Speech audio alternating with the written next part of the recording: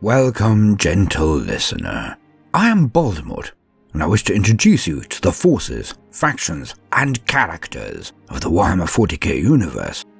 Today, we shall discuss one of the true colossi of the setting, with the return of this character to the real world, as seen in the recent Psychic Awakening book, The Ritual of the Damned.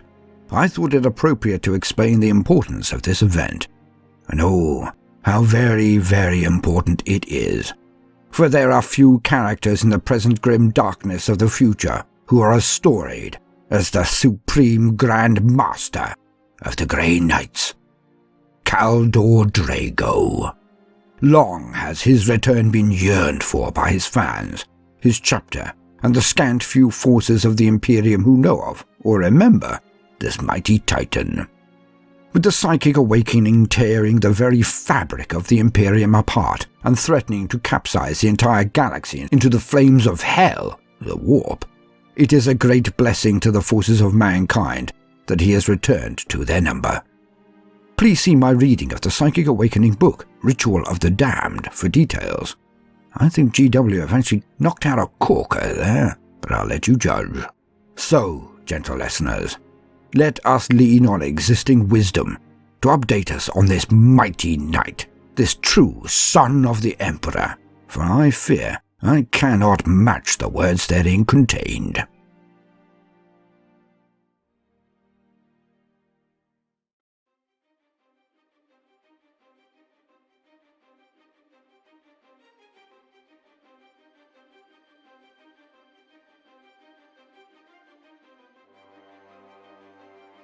To quote, Lord KALDOR DRAIGO, Supreme Grand Master of the Grey Knights.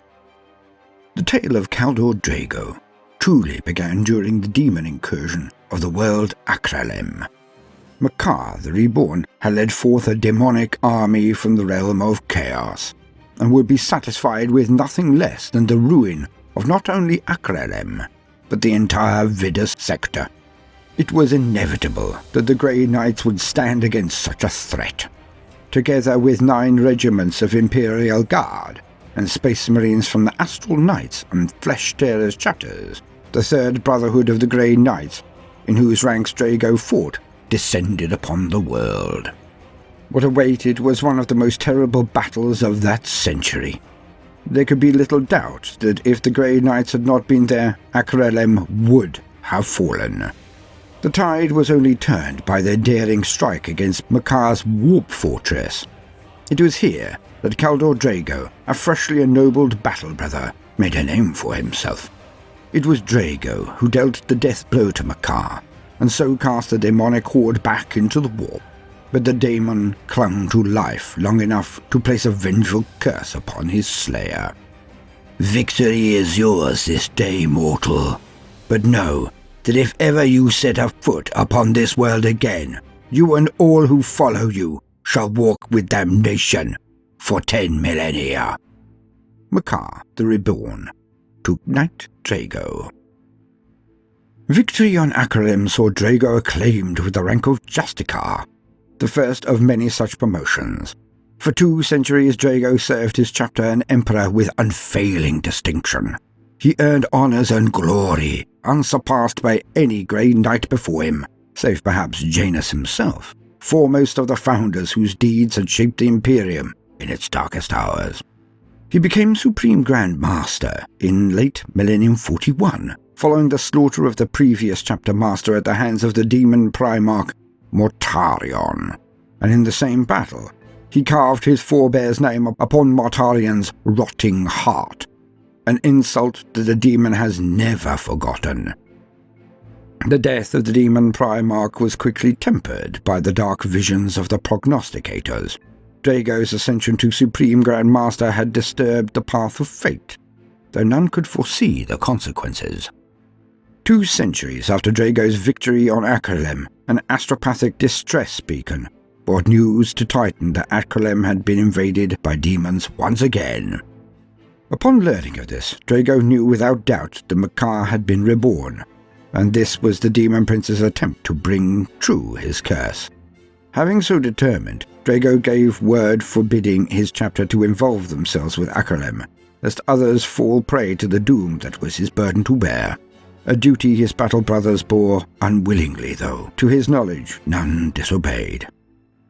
Yet the world was not to be abandoned to its fate. Draigo took ship to Akerlem there to meet his unfolding destiny alone. So it was that KALDOR DRAIGO, Lord of the Grey Knights, came once again to Akerlem.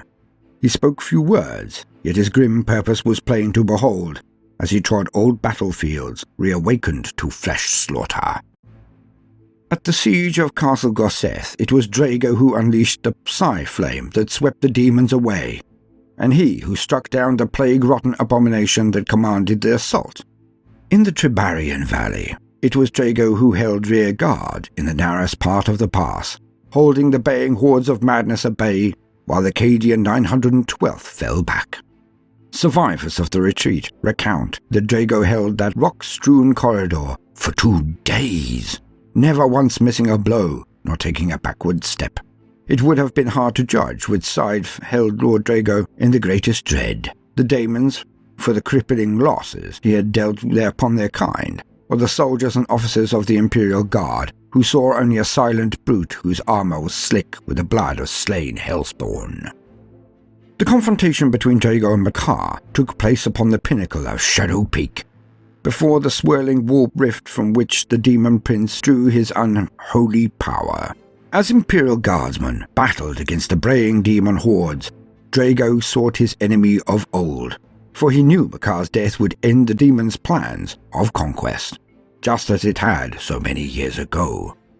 On the edge of the rift they battled, the knight and the demon, each using every tactic at their command to break the other's guard. The battlefield rang to the sound of their titanic duel, to the clamorous strike of Nemesis' sword upon demonic blade, of silvered steel upon warp metal. The Demon Prince spat curses and insults at Draigo, but his words and sorceries could find no purchase. Again and again, Draigo summoned the sanctifying flame, yet Makar merely laughed at the charring of his own flesh. Draigo could not keep pace with his adversary forever. Makar's blade glowed darkly with warp flame, and he unleashed a blow mightier than any that had preceded it. The demon blade struck home with a dull crack, shattering the Nemesis sword halfway down its length and driving the Grey Knight to one knee. Makar bellowed with victory and brandished his blade for the final blow. However, Draigo was not yet spent. Roaring his battle cry, he rose up and thrust his sword's severed shard into Makar's black heart. With that one blow, Draigo delivered Akerlem for the second time. As death throes racked Makar's body, so too did they begin to tear at the warp portal he had summoned. The rift's baleful energies began to disperse, and one by one, the demons of his armies faded into nothingness. Yet, before the portal closed completely, Makar had one final act of vengeance. With his last strength, the Demon Prince cast his talons around Draigo's throat and heaved the great knight into the collapsing rift. So did KALDOR DRAIGO pass out of the mortal world and into legend. The tale of KALDOR DRAIGO did not end that day, as many supposed, for he survived his passage into the realm of chaos. Lesser men would have been driven insane by their arrival in the domain of the Chaos Gods, where damnation lurks upon every path.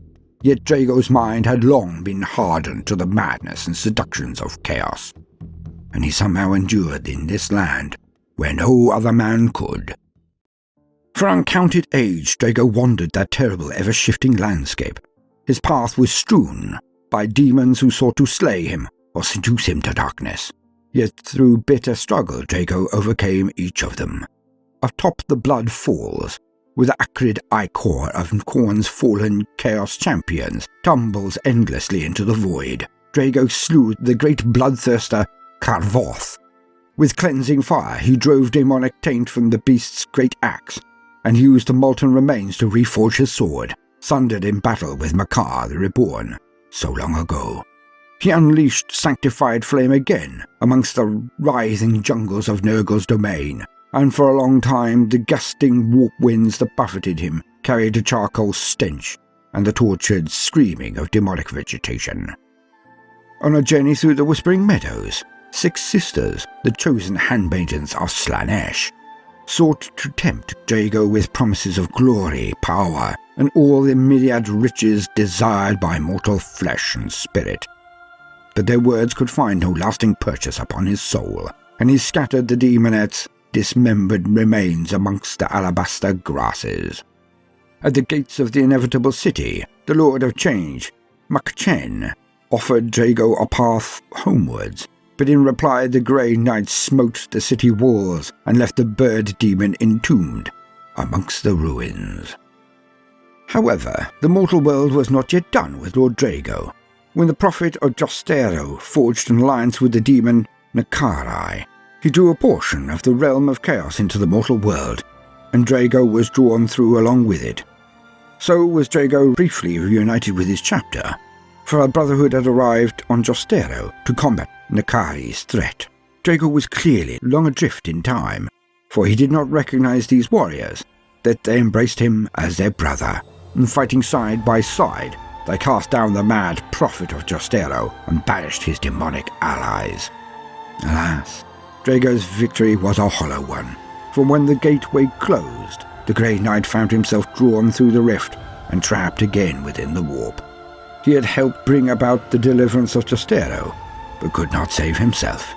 Such has been Draigo's fate ever since, to walk the realm of chaos for unknown periods of time, on occasion taking his eternal battle into the mortal world for brief spans, before being freshly jailed upon victory.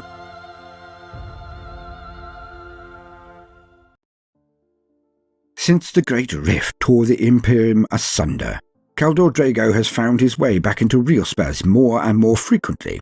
Some of the Grand Masters believe that, as the Cicatrix Maledictum shredded the veil between reality and the warp, so did it weaken the bonds that tether Draigo to the Chaos Realm. Others believe that the forces of chaos that occluded the Supreme Grand Master's vision are now dispersed across dimensions, and thus KALDOR DRAIGO can perceive the needs of those he leads across the vastness of the galaxy. Regardless of reason, one thing is certain. Draigo has appeared to aid his Grey Knights multiple times since the opening of the rift. He has ever been witnessed fighting in different war zones on opposite sides of the galaxy. Perhaps the opening of the rift will allow his return. Perhaps it will seal his fate forever. The prognosticators are divided on this matter. Draigo himself does not spend his time musing over such issues. He uses what little time he has hunting down the foul spawn that the rift has regurgitated. Chief amongst his quarries, his old enemy, the demon Primarch Mortarion, the murderer of his predecessor. The Titan Sword. A relic of the earliest days of the Imperium, the Titan Sword has been entrusted to the Supreme Grand Master of the Grey Knights since records began. Stories of the Forceblade gave it many names: Mind's Edge, Foebane, and Life Drinker, to name a few. Legends say the Emperor forged the blade for a favoured general during the Unification Wars on Terra, teaching him how to use his mind to trigger its terrible powers. During the Great Crusade, it then passed into the hands of his champions, spilling alien blood on 100 worlds as mankind reclaimed the stars. When Malcador the Sigillite took the first Grey Knights to Titan, one of the relics he carried with him was rumoured to be the ancient Force Sword.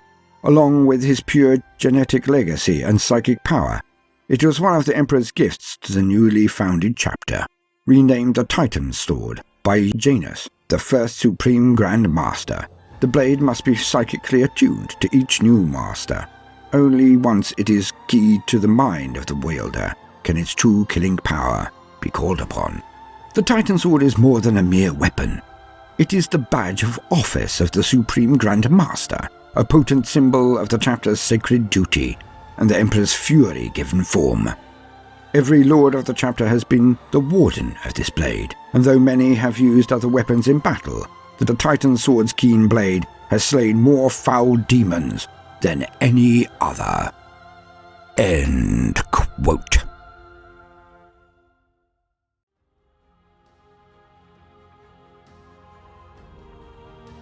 So, KALDOR DRAIGO has returned, and has his sights firmly set on none other than the Demon Prince and Primarch Mortarion, a chilling adversary, and the promise of a clash of arms second to none.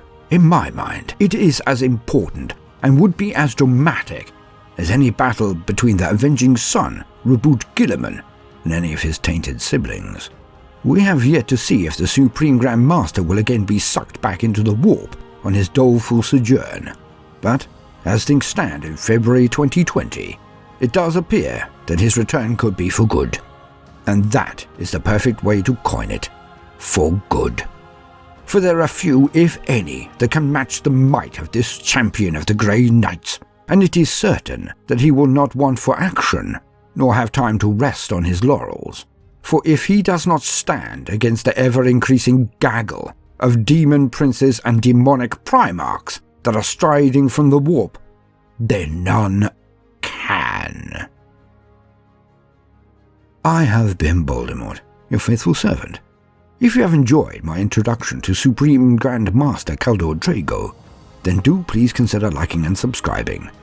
If you are a regular gentle listener and see the worth in what we are doing, then do please consider sharing the entry or, if resources permit, supporting us on Patreon. It will be a great boon and will permit the continuation of the work. Now, no matter what you do today, do try to make some time for fun. Toodaloo.